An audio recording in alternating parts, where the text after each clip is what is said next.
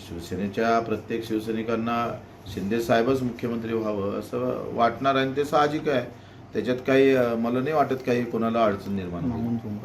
आम्ही देवाभाऊचे भाषणं विधानसभेत ऐकायचं अनुशेषाच्या संदर्भात असेल, बऱ्याच भाषणातून आम्हाला त्यांच्या प्रेरणा भेटायची आणि आज हे सगळं असताना मला असं वाटते का खास करून करोडो शेतकऱ्यांच्या आत्महत्या होत आहे आणि ते पाहता पाहता आता संत्रा उत्पादक शेतकरी पण आत्महत्या करायला लागले.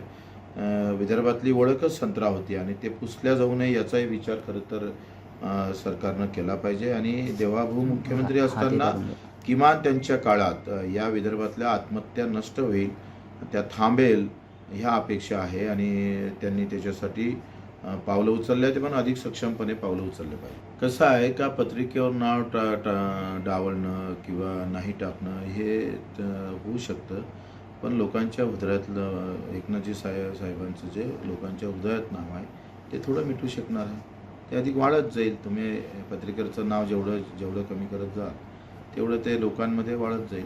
मग तुम्ही एकनाथजी शिंदे हे मुख्यमंत्री व्हावे आणि देवेंद्र फडणवीस यांचं प्रमोशन व्हावं असं म्हटलेलं आहे, तर नेमकं देवेंद्र फडणवीस यांना कोणत्या पदावर प्रमोशन व्हावं? सर्वोच्च पदावर गेले पाहिजे. महाराष्ट्राचा आवाज देशभरात बुलंद झाला पाहिजे. त्यांच्याकडे त्या अपेक्षा सगळेजण करून आहे. पंतप्रधानपदी जावं असं तुम्हाला वाटते? मला वाटतं मी नरेंद्रजी देवेंद्रजीचं भांडण लावू इच्छित नाही, परंतु